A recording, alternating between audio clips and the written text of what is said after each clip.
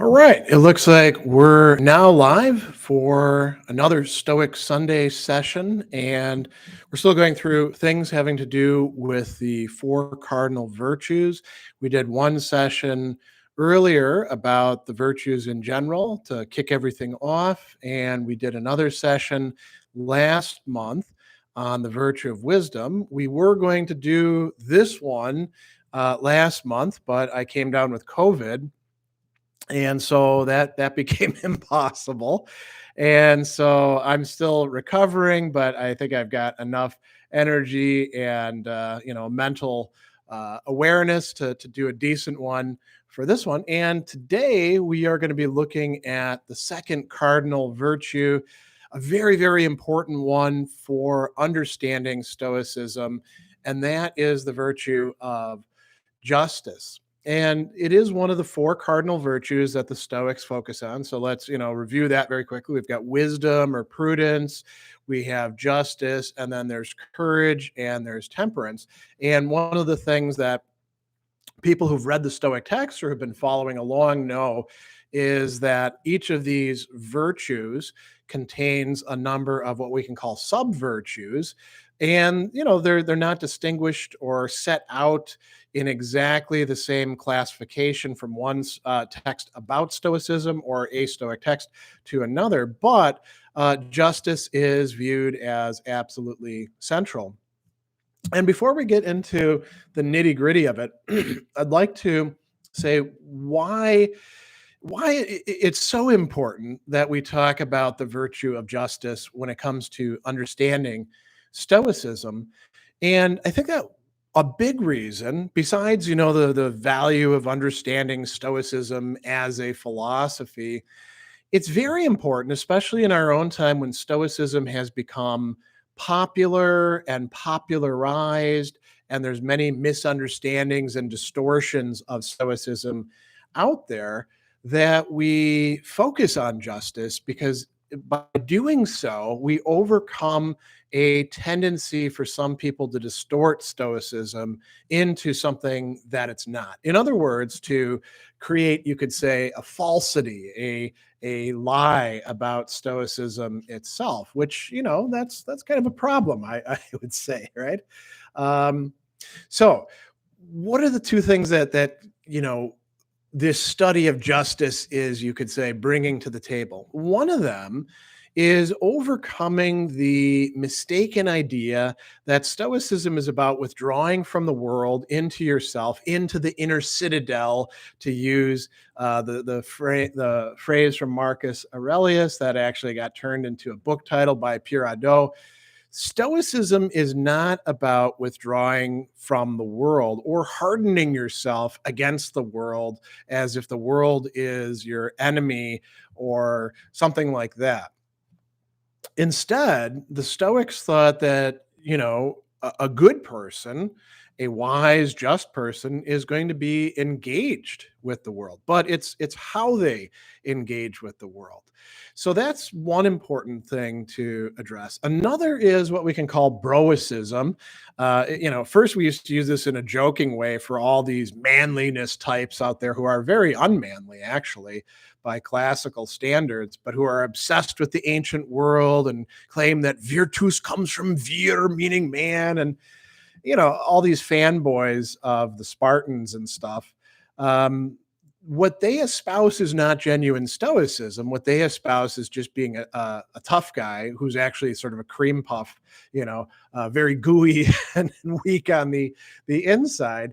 And so this focus on toughness or overemphasis on courage, if we focus on justice, that helps to put these things in perspective. Cicero actually goes so far, and actually Seneca says this too, that courage without justice and, of course, wisdom is not really courage. It's actually a form of cowardice. People who are so obsessed with appearing tough are really scaredy cats. So that's good to, start with. Let's talk about terminology and texts as we typically do at the start of these things. And by the way, I'm going to talk for maybe about 20, 30 minutes, and then I'm going to address questions and comments. So if there's things that are unclear along the way, I'm happy to address them.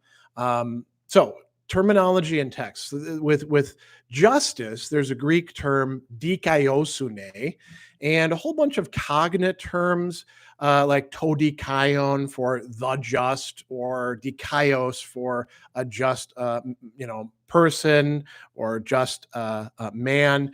And in Latin, it's pretty straightforward. It's almost like the same thing as we have in English, as the English term comes from it, justitia, or justus, or justa, to describe the person. So if we, want to understand what these terms actually mean, we have to look at classic Stoic texts. There's no point in pretending to be interested in Stoicism if you aren't actually going back to the classic texts, because that's, those are the benchmarks, those are the baselines. So what do we have?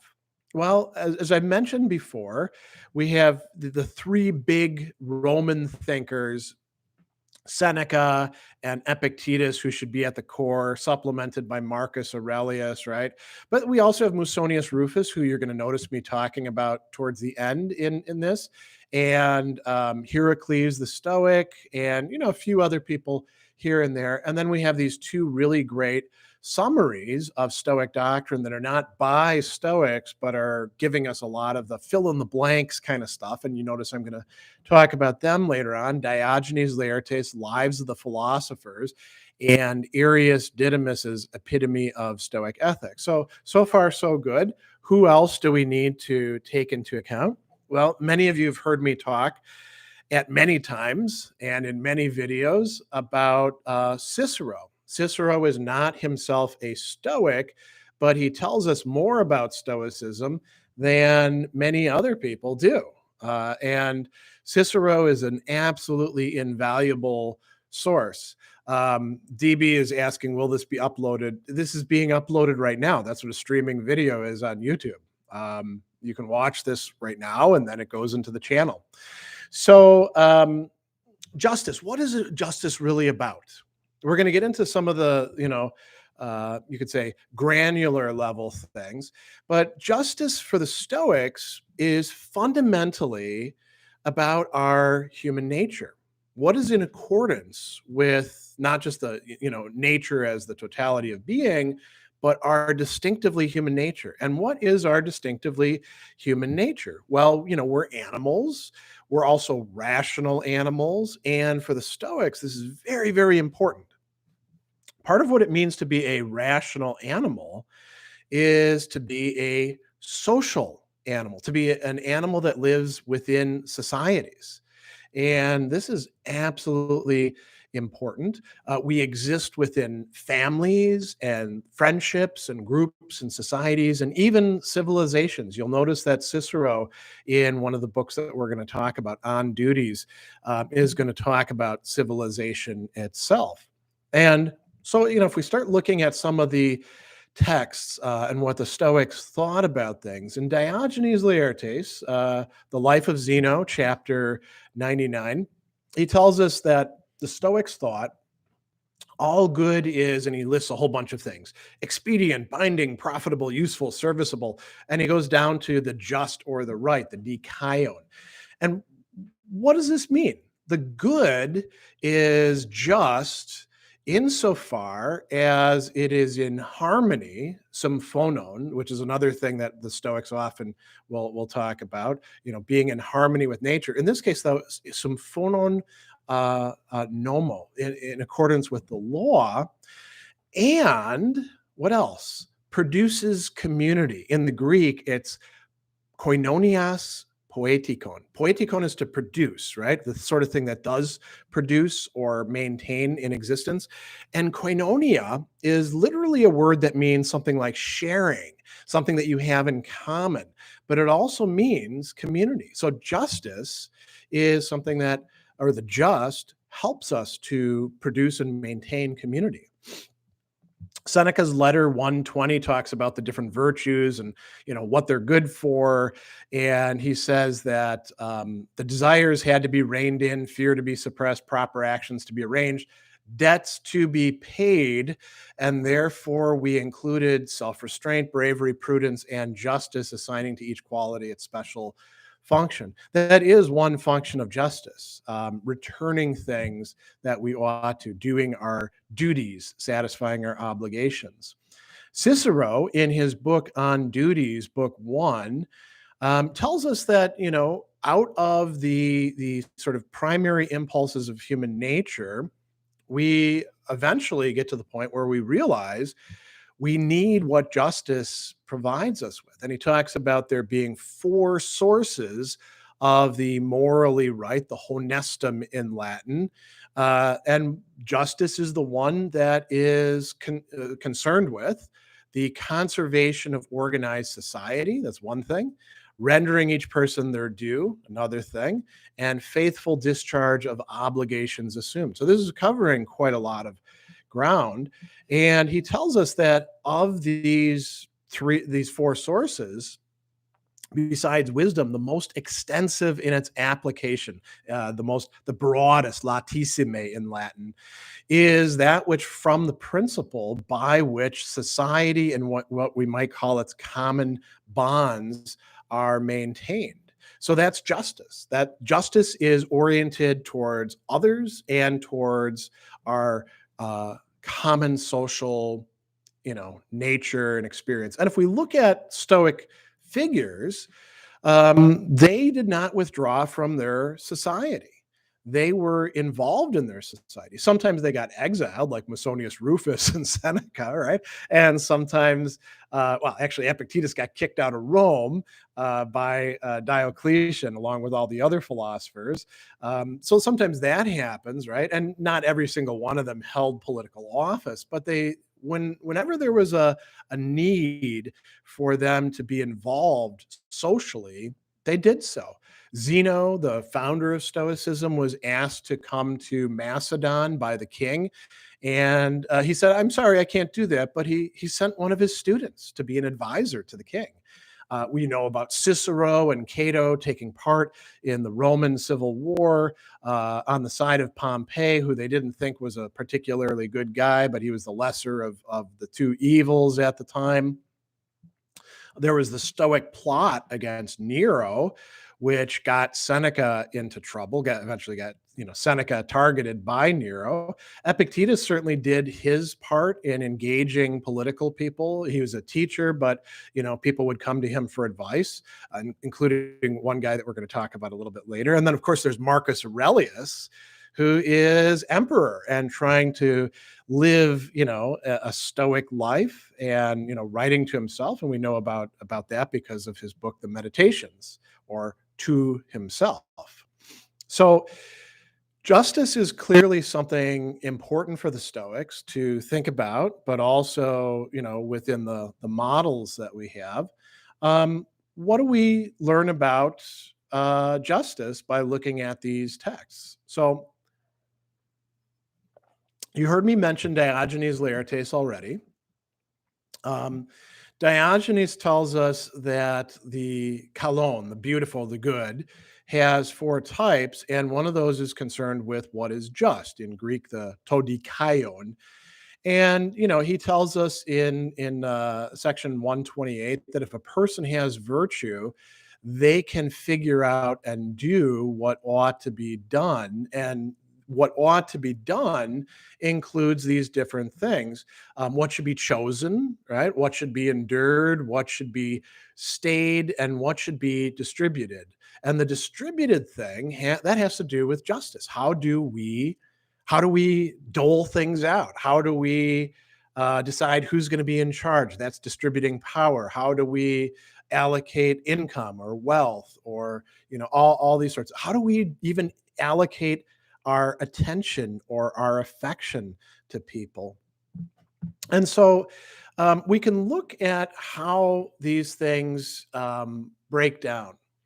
And so in Diogenes Laertes, he doesn't get very deep into this. He talks about justice, including 2 main parts to it: equality, isotes in Greek, and fair-mindedness, eugonomosine, right? And he doesn't really tell us what these terms mean, but when we go to Arius Didymus, then we get a fuller breakdown. And it doesn't, correspond to Diogenes Laertes. I think one of the things I do want to say too at this point, and I may have to reiterate this later, is that when we get these different breakdowns of what justice includes, we should look at them not as opposed to each other, but as complementing each other, as adding in parts that need to be brought up or emphasized. So, what does Arius Didymus say that justice includes? He talks about four different sub virtues: piety, eusebia; kindness, Christotes; good fellowship, eukoinonesia; and fair dealing, eusynalaxia. And each of these is a Greek term, and then Arius Didymus goes on to explain what each of these is. And like a Stoic, he says that each of these is a kind of knowledge, right? But it's a kind of practical knowledge about how to do something, how to make decisions.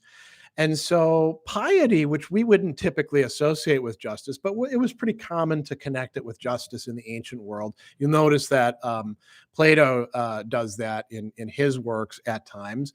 Piety is knowledge of the service, the therapeia of the gods. And so, if you don't believe in gods or the divine, you can probably put that aside. That's not a big deal.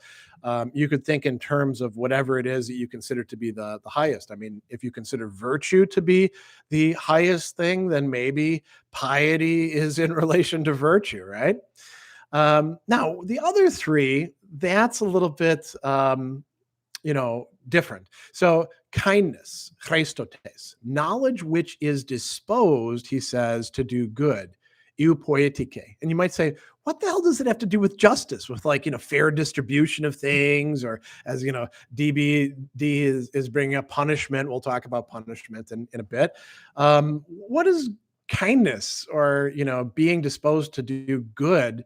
Eupoetike literally means creating things being good.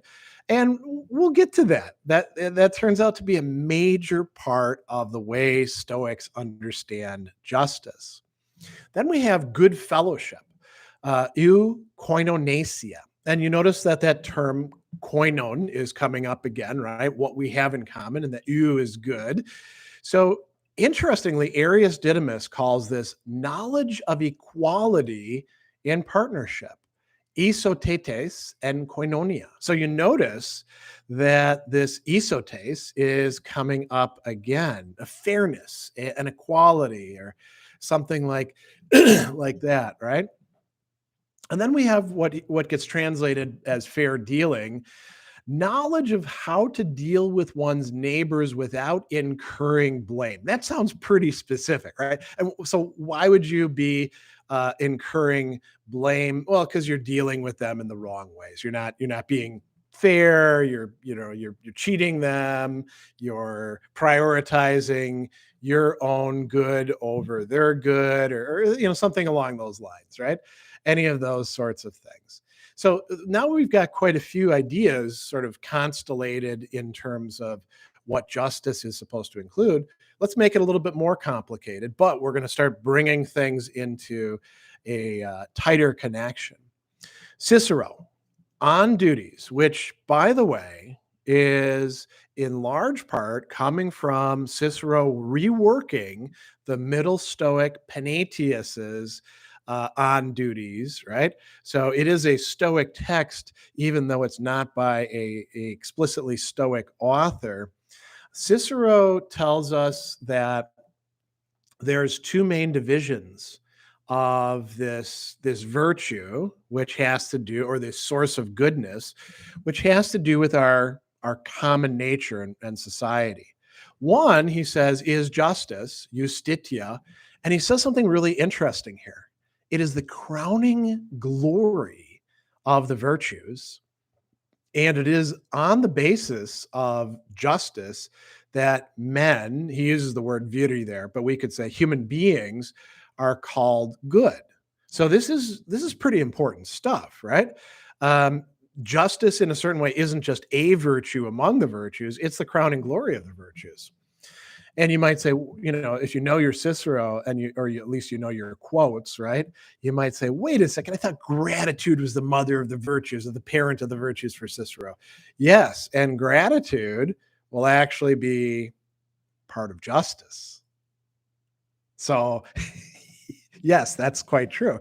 And so that's one side, right? And then he says, closely akin to it is what it's translated as charity in the Loeb edition, but a better, closer translation is just beneficence, or doing good to other people, beneficentia, which he tells us is also called by two other names: kindness, benignitas, or generosity, liberalitas. So notice, this is a great response to people who are like, I don't understand why the Stoics, they've only got these four virtues, and they, justice, that's nice, but what about kindness? Well, that's part of justice for the Stoics. That is a central part. It's half of justice, right?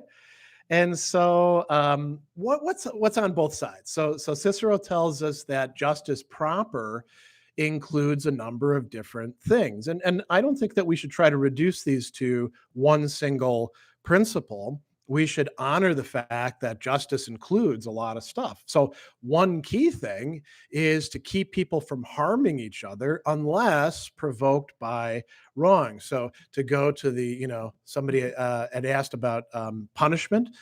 You can punish. That's often part of justice. Sometimes punishment is taking something away from somebody who like defrauded somebody and giving it back to the person who got it. Sometimes it's just, imprisoning somebody, or, in ancient times, corporal punishment or exile, or all these other sorts of things as well. But keeping people from harming other people, that is a primary part of justice. And Cicero says it's not enough just to not harm people yourself. If you can keep other people from harming people, you actually have a duty to do that. And then he says a second important part of justice is leading people to use common possessions for common interests. This is a very nice way of talking about how if you actually have, say, power or authority or decision-making capacity, you have a duty to work not just for your own benefit, or say the benefit of your shareholders, like if you're, a CEO of a company, but for the common good. If what you're doing is using social goods like roads or the internet or stuff like that, you're not supposed to simply appropriate it to your private or corporate use. Private property is an important part of Stoic conceptions of justice, but the common good is also really central there as well. Then he talks about contributing to this common good by the interchange of acts of duties in media officiorum, or in medium officiorum is how he says it in the Latin. Giving and receiving, right? So economic exchange is part of that, but also the things that are not strictly economic, but are matters of what we call benefits and gratitude. Our skills, artibus, our industry or our deeds, opera, and talents, facultatibus, and these cement society between human beings. So that's part of justice. And then another key part is what he calls good faith, fides, trust, right? Loyalty, you could say. And he glosses that as truth and fidelity. And there he uses the word constantia, like remaining constant. Again, you could translate it as loyalty to the promises and agreements that we make. So now we've got like keeping people from being harmed, um, you know, working towards some sort of common good, making sure the common good doesn't get just appropriated by private individuals or people who have power, and we have good faith. And Cicero will go so far as to say that we owe justice even to enemies. Now, not necessarily all enemies. If some group shows themselves as being like the total enemy of civilization, like if you're dealing with the Mongols or if you're dealing with the Nazis, Cicero would say, well, they're beyond the pale. But most enemies are not that. And this would also extend to criminals too, right? He also tells us that we need to extend justice to those who are most disadvantaged and lowest. And who is that in his society? Slaves. And he tells us that, it's a good rule that slaves must be treated as employees.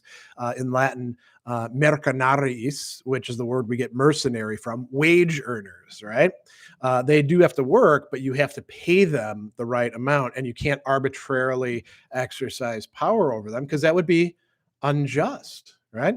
So that's justice proper on Cicero's side. What about the other half? What about beneficence? We should do good to other people. And you could even say maybe to other kinds of beings as well. Cicero provides us with some rules for this, though. He doesn't say, well, I'll just be a nice guy all the time. He says acts of kindness should not prove an injury or to the person who's being benefited or to others. So giving an alcoholic, a whole case of beer, not really doing a good thing for them, right? Or stealing from one person in order to benefit others. No, that's not the right way to benefit people. He also says that we shouldn't benefit people beyond our means. We should take our own needs into account. We should be honest about that. We probably do have more that we can give to other people than we typically think we do. And then he says, and this is a complex matter that we're not going to go like deep into here, it needs to be proportioned to the worthiness of the recipient. So that could include like their character. And Shanagarm says, can you tell us what books quotes come from? I have been telling you what books quotes are coming from. Cicero on duties, right? You got to listen at the start when I bring up somebody. Arius Didymus, epitome of Stoic ethics. Diogenes Laertes, Lives of the Philosophers. Those are the ones we've talked about so far. So beneficence has to be proportioned to the worthiness of the recipient. That includes our relationship to them. So Cicero thinks that it's okay to, favor our family sometimes, not to favor them in such a way that we violate justice in other respects, but, it is okay for us to benefit those closest to us. We might also think about those who have benefited us in the past, who we owe something like a debt of gratitude to. So that's quite important. Who else should we think about as we're trying to expand this conception of justice? Well, Epictetus's discourses are full of this, right? If you read your way through the 4 books that we possess of Epictetus's discourses, it looks like there were 8 in ancient times, but we only have 4. You notice that he talks about roles and he talks about duties over and over and over again. Those have to do, even if he's not using the word, those have to do with the virtue of justice. And I'll give you one prime example. There's a guy who comes to him, and this is pretty typical for Epictetus, right? He had a lot of people soliciting advice from him, including political authorities. So I think it's a procurator who's sort of over a territory, and he's all mad because he went to the theater where there was like a contest going on between comedic actors, and he liked one actor and the crowd liked the other. And so then he started shouting at the crowd and the crowd started shouting at him. And eventually he leaves the theater and he's like, can you believe those jerks? And Epictetus is like, buddy, you acted like a jerk too. And what's wrong with you? Don't you realize that by virtue of having this higher position, you're supposed to be setting an example of fairness and good behavior? I mean, those rum-dums who are going to the theater, they're going to act like that, but you're supposed to be better. So it's not fair for you to criticize them for yelling at you. You need to be doing something better than they are, providing them with an example. This is a prime example of how justice is being understood in Epictetus's discourses. A couple other things coming from Musonius Rufus and Cicero. So in Musonius Rufus's lecture 3, which is about, should women be taught philosophy, he says yes, because they need the virtues just as much as a man does. And so he says, and we should think about this as we're hearing it. We shouldn't think about it in a gendered way. We should think about this as applying to all of us. He says, as for justice, would not the woman who studies philosophy be just? Would she not be a blameless life partner?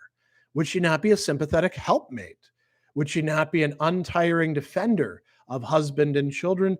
And would she not be entirely free of greed and arrogance? Now, if we pause on that, we can say, yeah, everybody should be free of greed and arrogance. And okay, maybe you don't have a life partner. That's fine. Then that doesn't apply to you. But you could also be, a good person to your colleagues at work, or to the people who you live with, or pick whoever else you're involved with.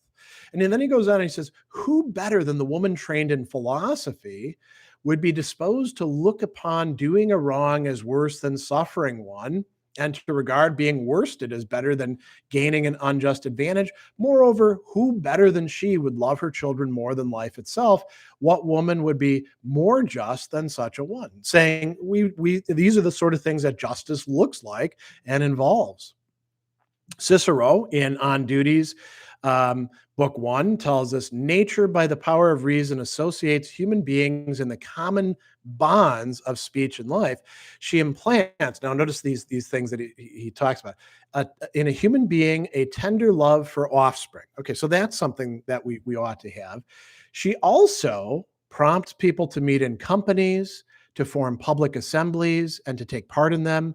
She further dictates, as a consequence of this, the effort on the human being's part to provide a store of things that minister to his comforts and wants, and not for himself alone, but for his spouse and children and others he holds dear and for whom he ought to provide. This is part of justice, taking care of yourself by being, productive and earning, and also setting aside things for those who are dependent upon you, who you want to take care of, who you want to benefit in your turn.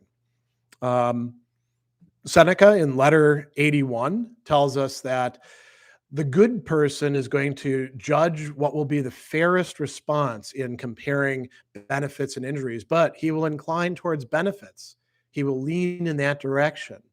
He will be easy to bargain with, generous in acknowledging an obligation, reluctant to make an injury cancel out a benefit.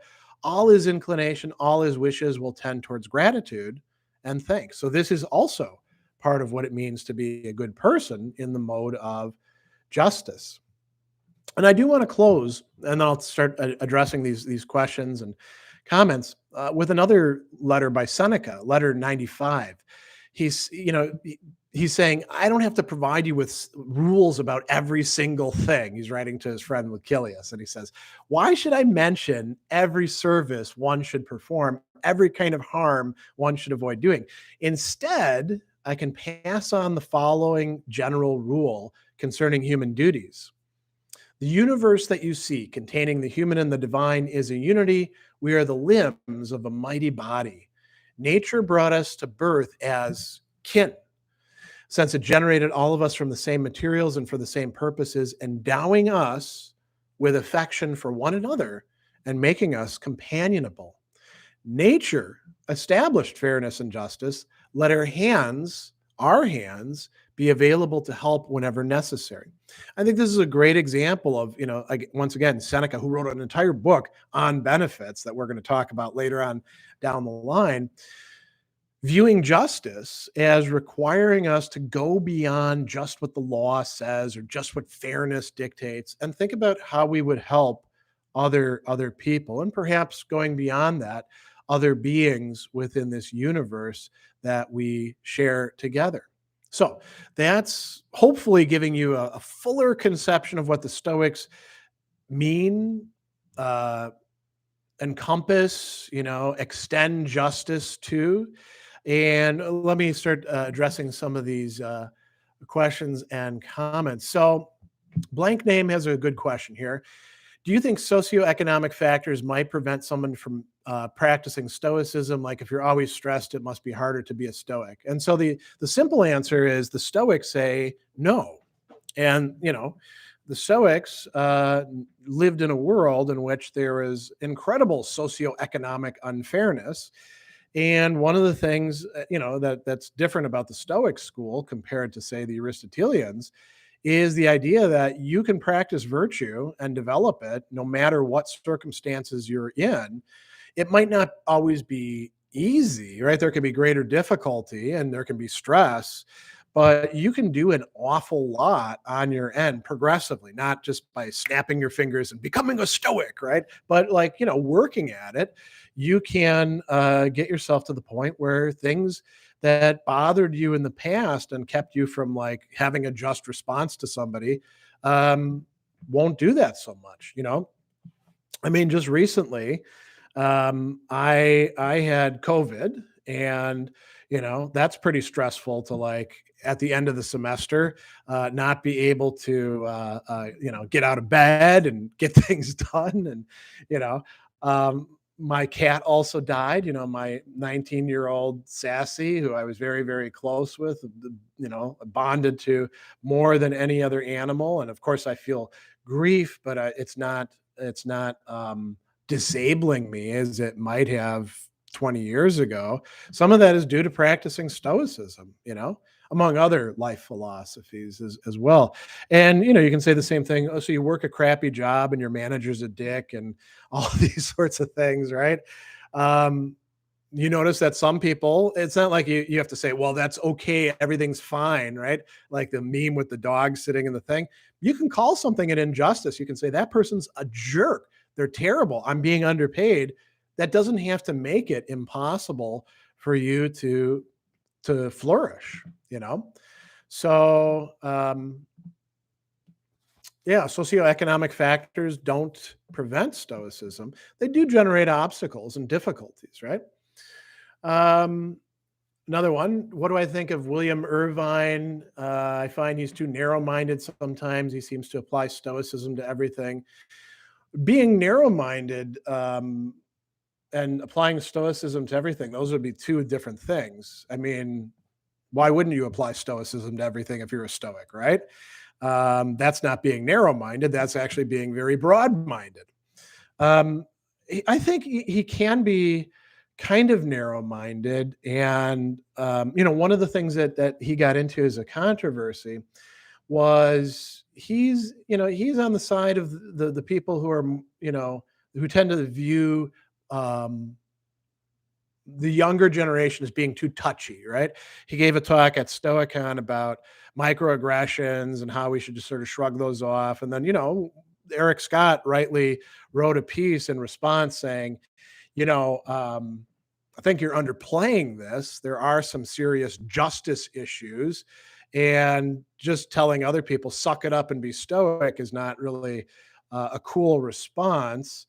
Especially when you're in a much better position than they are, professor. And I think that might be a kind of narrow-mindedness, right? So, all right. Any similarity between Hegel's philosophy from his whole system and Stoicism? No more than to anything else. I mean, Hegel is much more closely connected, I would say, to Aristotelianism than he is Stoicism. Hegel also gets the Stoics mostly wrong. He discusses them at a couple points, and he gets them mostly wrong in the same way that other people from his time were getting them mostly wrong.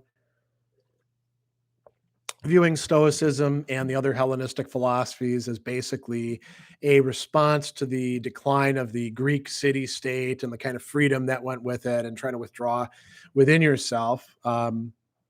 So there's no intrinsic connection between Stoicism and Hegel.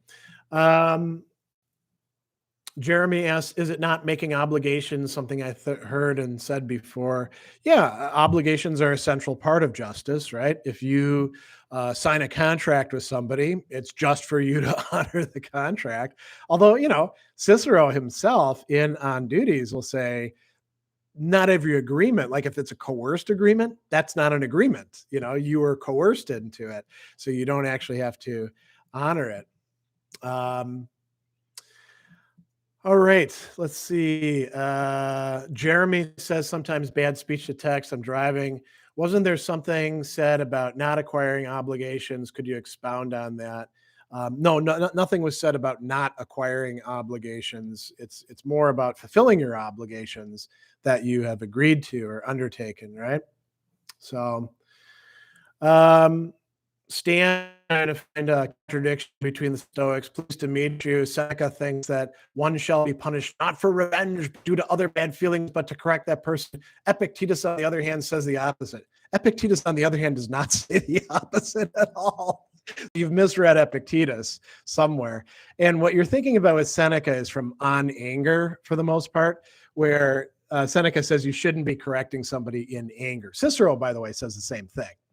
But that the judge might sometimes pretend to be angry so as to try to get the person who's doing bad actions to take it seriously. But there isn't a contradiction between Seneca and Epictetus on this part. As a matter of fact, Epictetus says the opposite of what you say is the opposite, namely that why would you think that getting angry at somebody and trying to punish them in return is rational? It's actually irrational and unwise to do so, because it's actually screwing you up in the process. You're like, well, because that person screwed themselves up, and then thereby, because of their screwed uppedness, attacked me. I'm going to make myself screwed up just like they are, so I can retaliate. Epictetus says that's nuts. That's counterproductive. So there isn't any contradiction there between these two great Stoic authors. What other questions or comments do people have about the virtue of justice or Stoicism more broadly? I can hang out for a little bit. You can tell my lungs are still not in great shape at this point in time, but all right. So Stan says, Gregory, can you give reference? Please refer Enchiridion. I didn't refer to the Enchiridion at all, and I've given references at each point in this talk. So Fusion, I'm going to watch the previous two sessions first. Yeah, suit yourself. Do whatever you want. They're all there in the channel. Shane Garm, which of the Stoic authors speak on how we should treat, say, animals? How might they view our modern day food mass production chain? Every one of the Stoics who we could talk about in ancient times would look at modern factory farming, and after they'd finished puking, they would be very concerned about the just sheer production of misery for the need to have convenience on the part of human beings. Now, who of them talk about animals? I mean, Seneca to some degree, Cicero to some degree. You do have to keep in mind that the ancient Stoics viewed things in a sort of hierarchical fashion, right?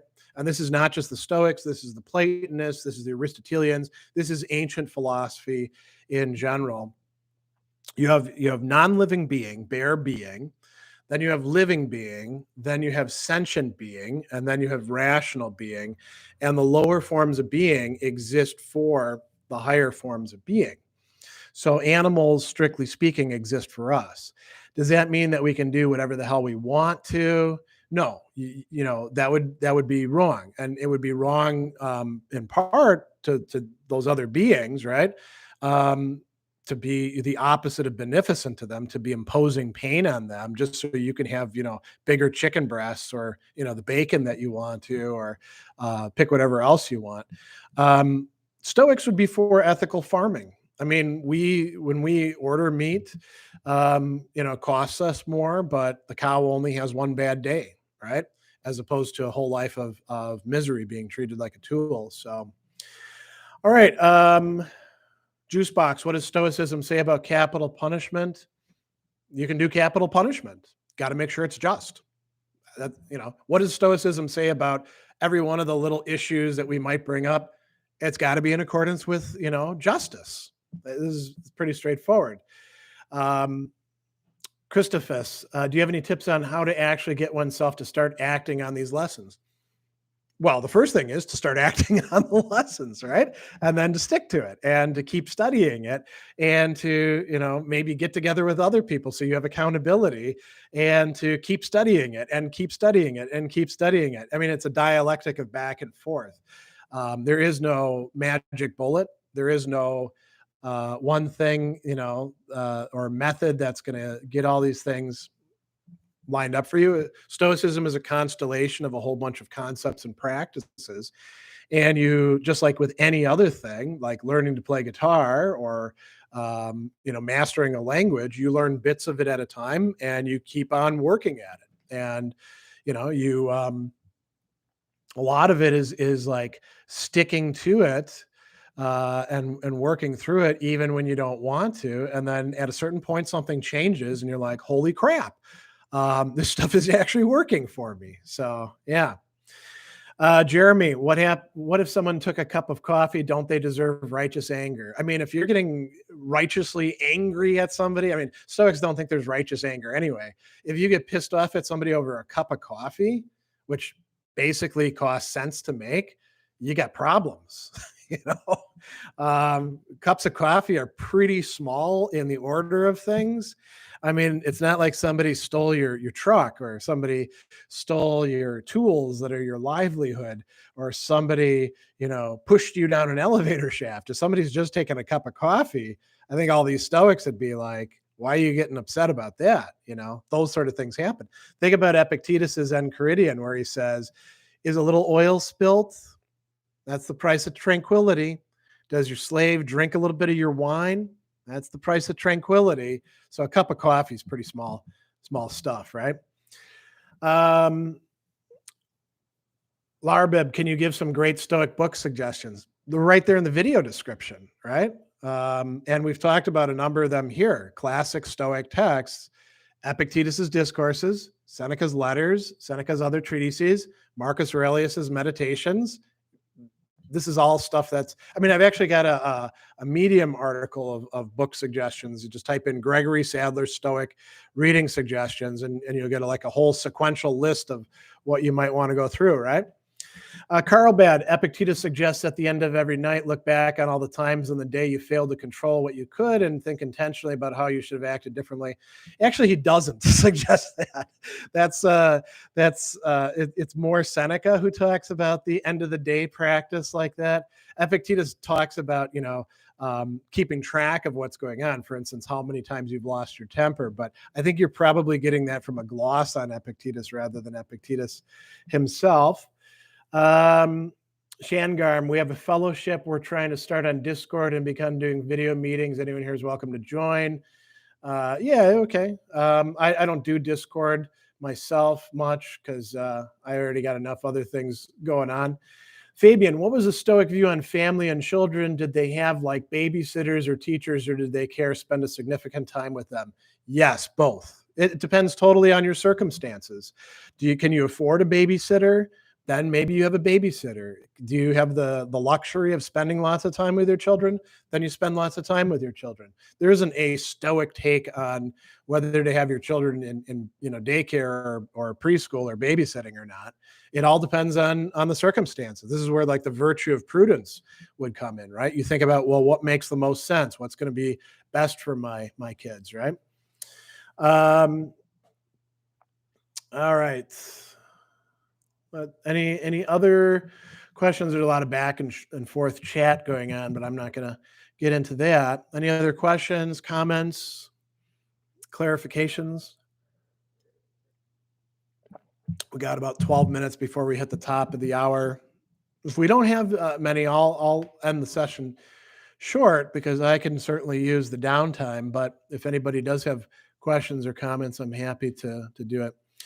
Okay, so blank name, what does Stoics say about motivation? What if you are someone who doesn't have motivation? You aren't somebody who doesn't have motivation. You're somebody who chooses not to have motivation or, feels lethargic and then doesn't exercise the virtue of courage, which includes things like endurance and taking on, perseverance and stuff like that. That's one of the things about Stoicism. No Stoic says that you can snap your fingers and suddenly be a different person every Stoic thinks that you have some measure of control over your own mind and emotions and what you think about and what you choose to do. And you can slowly build yourself towards having more, as you're calling it, motivation. So that's basically what the Stoics have to say about that. Uh, oh, man. Any other questions, comments?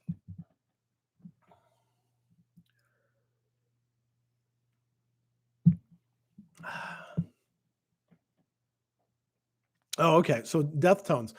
You may have covered this in the past. What got you into philosophy or Stoicism specifically? Was it a Zeno scenario, being shipwrecked, seeing your wealth flowing out into the Athens harbor, or just through study? So there's two answers, one for philosophy, one for Stoicism. I got exposed to philosophy fairly young, and I was doing things that would be called philosophy without knowing that it was philosophy as a kid. I liked arguing. I liked trying to understand the nature of things. I liked figuring things out, comparing things against each other. I liked getting into discussions about ethical matters. And then I had two philosophy classes in high school, one of which was an actual philosophy class, and it was terrible. And then another one was actually a sacraments class taught by this guy, Mr. Lorenzo. And he taught us Plato and Aristotle and Augustine. And I thought that was awesome. And he also conducted the class in a philosophical manner. And then I went in the army, and I read a little bit of stuff about philosophy there. And then I got out and I was working in restaurants, and then I went to college, and then I declared a philosophy major, in part because, I was told by my mom's old boyfriend, declare a major when you get in. And I was like, philosophy sounds cool. I'll do that. And I just kept taking classes, and I enjoyed it and had an aptitude for it. And here I am, 32 years later. It's become, a major part of my life. Now, Stoicism, I studied some Stoic stuff, like I read the Enchiridion and the Meditations as a college student. But I wasn't really that attracted to it until two important things changed that. One was reading Epictetus's discourses. And I found it in a used bookstore, and I'm reading it, and I was like, holy crap, this is about the stuff I'm really interested in. Like freedom of the will, and how do you change habits, and how do what's the connection between the way you think about things and the way you choose things. So that was kind of a turn on for me. And Epictetus remains my favorite Stoic. And then from about the late 1990s, I began doing a lot of intensive study of ancient philosophy oriented towards understanding theories of anger, because I was an angry person and struggled a lot with anger. And so part of that was like studying Aristotle, some of it was studying Plutarch, but the Stoics were also really important for that. And that also got me to take the Stoics seriously. So, all right, Juice Box. In a perspective of Stoicism, can there be such a thing as too much suffering? Of course, suffering of different sorts. It may be an indifferent in many cases, but they're dispreferred indifference, right? Poverty is not a good thing. As a matter of fact, it's better to have resources than to be impoverished. It's better to be healthy than to be sick. It's just not going to make you virtuous, having a ton of money or not having any money. But yeah, I mean, the Stoics would say why would you want people to suffer or animals to suffer for that reason? Going back to the factory farming thing, it's imprudent, it's unjust to increase the amount of suffering, Um, all right. Shanna Garm says, wanted to thank you for doing these. Oh, you're very welcome. Jeremy says, looking forward to this. A lot of people are saying, thanks. You're all welcome. Bob Tarmac, is too much stoicism toxic to living fully? No. Too much bullshit, like not actual stoicism would be, right? I mentioned broicism at the very beginning. This is like the I'm a tough guy, sort of thing. That's not real stoicism. It is toxic to living fully, but No, as a matter of fact, most people have so little stoicism that they don't need to worry about whether stoicism, rightly understood, is keeping them from living fully until they've actually got to the point where they're practicing it. Then that can be an issue, right? Um, Julian, does Seneca's book on benefits teach on the virtue of justice a lot? Yes and no. It doesn't mention justice a lot. It does teach implicitly a lot about a part of justice, and it's well worth reading. On Benefits is a great book. I would definitely check it out. John T. Good, what do the Stoics say about vegetarianism? Some of the Stoics were for it. Some of them don't really care. It's not a Stoic thing to be a vegetarian. As a matter of fact, if you're like a vegetarian or a vegan who's like getting in everybody's faces and being a jerk, you're definitely not a Stoic, right? Because the Stoic would like practice it and mostly keep their mouth shut and maybe engage in some light advocacy, you know. Blank name, what do the Stoics say about identity? Do we create it? It depends on what you mean by identity, you know. Um, to some degree, we're responsible for who we are and the kind of people that we are, you know. It's kind of, I mean, this is every virtue ethic says that we have some measure of control over how our habits are formed and what we prioritize. So if that's what you think of as identity, then I guess sure. If identity, you are thinking of something like whether I have control over being an American or being a 51-year-old person at this point in time, or whether I'm, an English speaker, probably not so much, right? I mean, I could like lose my capacity to speak English, right? But those are kind of eccentric things. Raul, what's Stoicism take on love? This would be a great place for you to Google Gregory Sadler Stoicism love, and I've written an entire article about it years back. I've also done, at Stoicon 2018, I did an entire workshop on the Stoics and erotic or romantic relationships. So, what they have to say about love is kind of complex. DBD, do the Stoics say anything about reality? Yeah, there's reality. I mean, what do you want them to say about reality? That's one of those like super stratospheric questions that I don't know what you're actually looking for the Stoics to say about that. Some things are real. Yeah. Stoics are for being in touch with reality. What else? Any other questions? We got about another 3 minutes left. Oh man.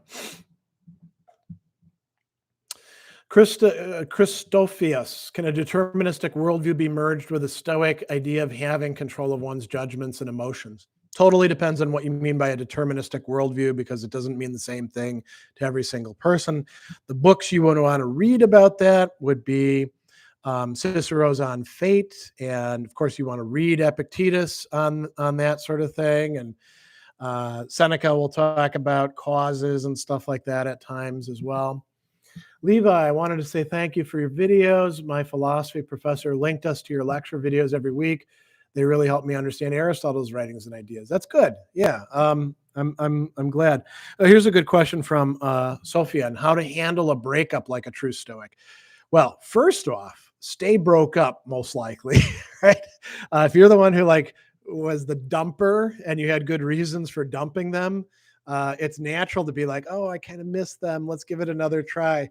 If you had good, prudent reasons for breaking up, then stay broken up. If you were the dumpee and you're pining after that person, you could say, maybe I should redirect myself towards either another relationship or towards other things. Maybe it's not time to be in a relationship right now. Maybe it's time to work on my habits and work on, my health and things like that, right? Um, all right, Julian, is justice considered to be the crowning virtue by most Stoics, or is it just limited to Cicero's own opinion? Um, well, it's the crown. It's like the crown of the virtues, is how Cicero says it, and it's yeah, very important.